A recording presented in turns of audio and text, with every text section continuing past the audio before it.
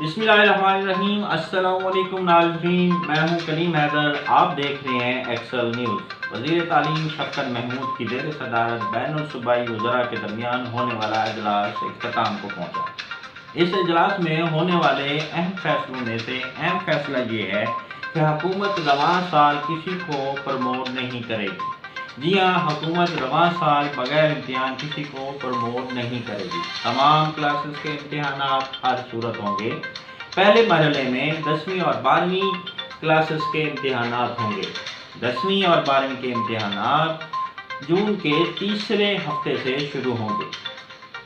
Result تاخیر سے ہونے کی صورت میں جامعات پروویژنل سرٹیفکیٹ کی بنیاد پر داخلے دیں گے۔